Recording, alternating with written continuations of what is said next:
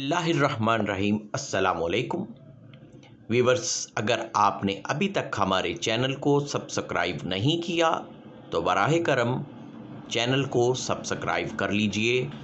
अगर आप हमसे राबता कायम करना चाहें तो हमारा फ़ोन नंबर 0308 4379 661 0308 4379 661। व्यूअर्स, आज मैं जिस मौजू पे बात करूँगा वो आपके बहुत सारे सवालात थे। कुछ लोगों ने एसएमएस किया, कुछ लोगों ने व्हाट्सएप मैसेजेस किया, कुछ लोगों की मुझे कॉल्स भी आई कि अक्सर लोग कहते हैं कि जी अमलियात काम नहीं करते, कुछ लोग कहते हैं वज़ाइफ जो है वो बिल्कुल काम नहीं करते।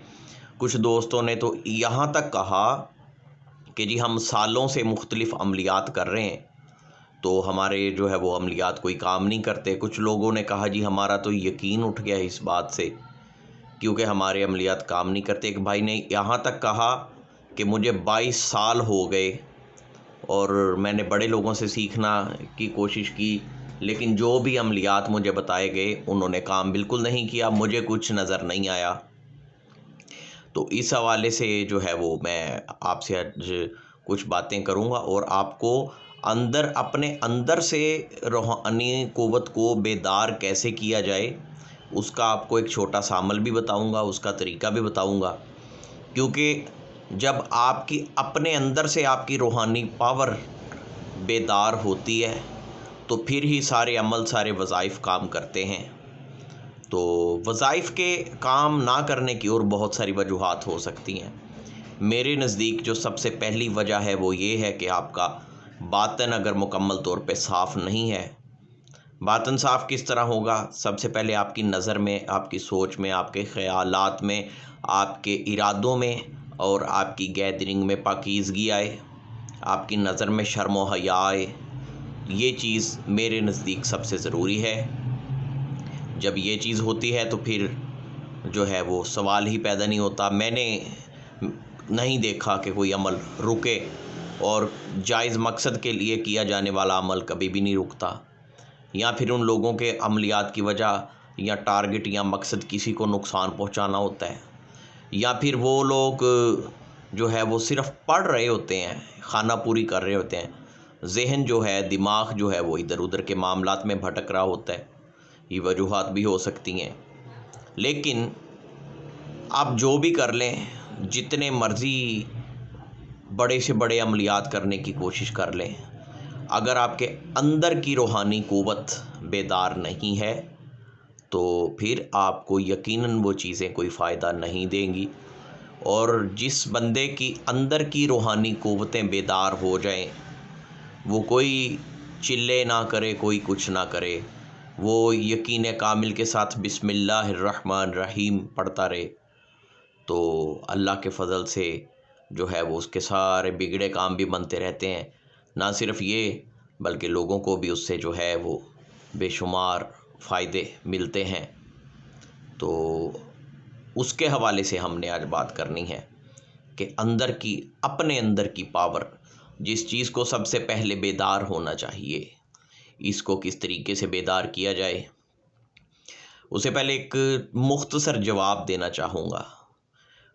मुख्तलिफ़ लोगों का सवाल था कि जी आप अमलियात सिखाते भी हैं, तो उस हवाले से मैं ये कहना चाहूँगा कि मैं लोगों को कोई बहुत लंबे चौड़े ख्वाब तो नहीं दिखाता कि फ़लाँ मोकल की हाज़िरी, फ़लाँ जिन की हाज़िरी, फ़लाँ की हाज़िरी। अलबत्ता ये अल्लाह का फ़ज़ल है कि जितना अल्लाह पाक ने इल्म दिया है उसके मुताबिक कोशिश करते हैं कि लोगों तक पहुंचाया जाए, इल्म को फैलाया जाए। अल्हम्दुलिल्लाह मैं आपको यहाँ पे रेफ़रेंस दे सकता हूँ ताकि आप ख़ुद उस चीज़ की तहकीक कर सकें। हाफ़िज़ मुज़म्मिल हुसैन, मोबाइल नंबर 03224535 इनके अलावा बशीर ख़ान साहब, इनको अल्हम्दुलिल्लाह कुछ 4-5 साल से मेरे साथ अटैच हैं। इनका नंबर है 03014238 243। अल्हम्दुलिल्लाह ये भी हमसे बहुत सारी चीज़ें जो है वो कर चुके हैं आज तक, और ख़ुद इंडिपेंडेंटली ये लोग जो है वो लोगों का इलाज कर रहे हैं। उसके अलावा भी कुछ लोग हैं, लेकिन मैंने ज़िक्र उन लोगों का किया यहाँ पे जिनकी इजाज़त से, जिनके बारे में मैं मेंशन कर सकता था और उनके नंबर दे सकता था, उन लोगों के हवाले से मैं मैसेज जो है वो मेंशन किया। बाकी अल्हम्दुलिल्लाह बेशुमार लोग हैं जो अभी सीख रहे हैं। ये अल्लाह का ख़ास फ़ज़ल है, अल्लाह की मेहरबानी है।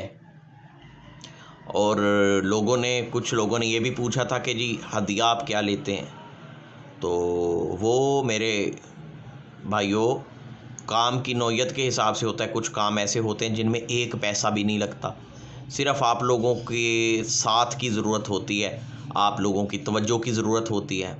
और कुछ काम ऐसे होते हैं जिनमें एक मुनासिब हद तक जो होता है वो, जहाँ पे ख़र्चा होता है वो लेते हैं, जहाँ पे नहीं होता वहाँ पे नहीं लेते।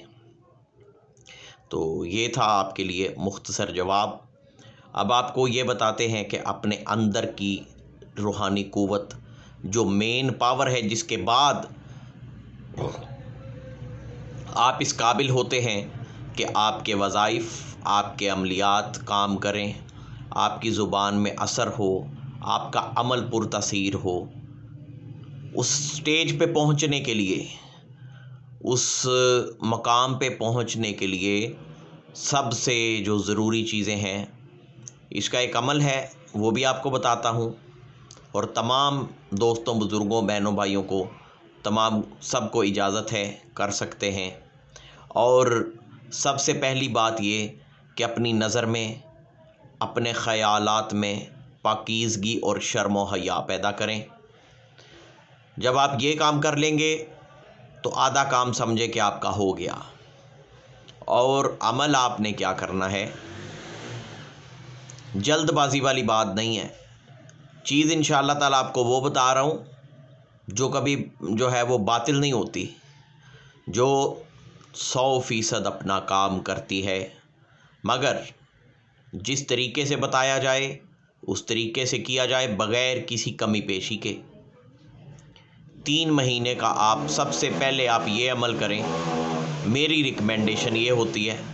3 महीने का ये अमल करने के बाद, उसके बाद आप हिसार का अमल करें, और फिर आप स्टेप बाय स्टेप बाकी जो दूसरी अमलियात हैं उनकी तरफ जाएं।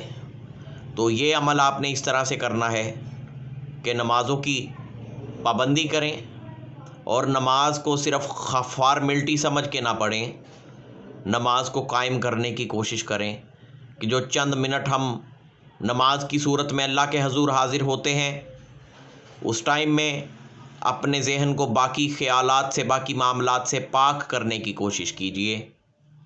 5 नमाज़ों की पाबंदी करते हुए साथ आपने इस तरह से करना है कि नमाज इशा की अदायगी के बाद उसी जगह पर, अपने उसी मुसल्ले पर बैठ जाएं, और एक तस्बीह 101 मरतबा आप दुरूद पाक, दुरूद इब्राहिमी पढ़ें। उसके बाद एक तस्बीह या हय्यू या कय्यूम, या हय्यू या कय्यूम, एक तस्बीह ये पढ़ें, और कम अज़ कम 20 मिनट तक अपने मुसल्ले पे बैठ के और बिल्कुल सुकून के साथ आप जब सांस को अंदर लेके जाएं तो ये तसव्वुर रखें कि आपके अंदर की जो रूहानी क़ुव्वत है, जो एनर्जी आपके अंदर अल्लाह ताला ने रखी है, वो बेदार हो रही है। और जब सांस को बाहर निकालें तो ये तसव्वुर करें कि आपके अंदर से जो गंदगी, जो गलाज़त, वो ख़यालात की सूरत में हो या किसी भी सूरत में, वो गंदगी बाहर निकल रही है। सांस को बड़े आराम आराम के साथ अंदर लेके जाना है, जितना आप लेके जा सकें। उसके बाद जितनी देर आप वक्फ़ा कर सकें, उसके बाद आराम आराम से सांस को छोड़ना है। इस तरीके से आपने ये काम करना है।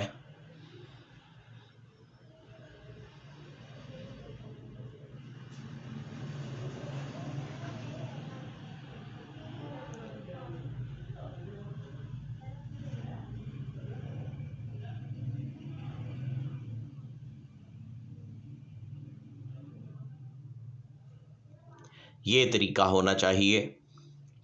और उसके बाद कम से कम 20 मिनट ये अमल करके उसके बाद अपने हक़ में दुआ कीजिए और मुसल्ले से उठ जाइए।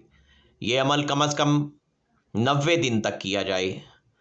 हमारी ख़वातीन बहनें बेटियां अगर करें इस अमल को तो वो अपने मखसूस अयाम में रुक जाएं और वहाँ तक जितने दिन अमल कर लिया है उसको काउंट कर लें, और उसके बाद अपने मखसूस दिनों से फ़ारिग होने के बाद, पाक होने के बाद दोबारा वहीं से शुरू करके आपने 90 दिन पूरे करने हैं। इस दौरान आप जो भी महसूस करते हैं, अगर आपको किसी चीज़ में मुश्किल पेश आती है तो आप बेशक मुझसे रब्ता करें, मुझे बताएं, इंशाअल्लाह ताला आपकी पूरी रहनुमाई की जाएगी।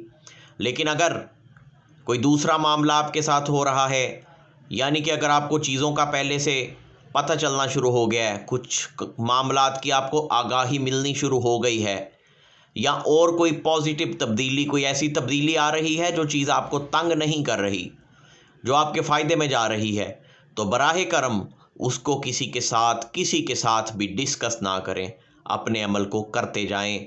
और डिस्कस आपने वो बात करनी है, हमारे साथ आपने सिर्फ़ उस हवाले से बात करनी है जो आपको अगर कोई मुश्किल पेश आए।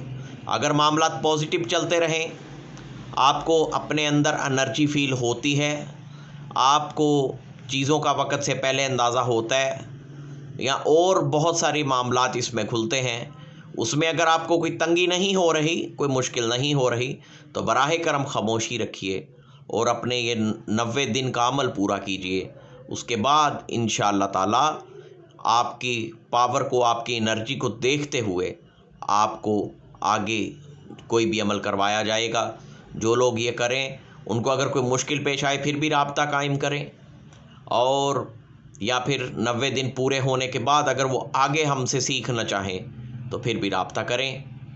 आज के लिए इतना ही, दुआओं में याद रखिएगा। इजाज़त दीजिए, अल्लाह हाफ़िज़। अस्सलामु अलैकुम वरहमतुल्लाहि वबरकातुहू।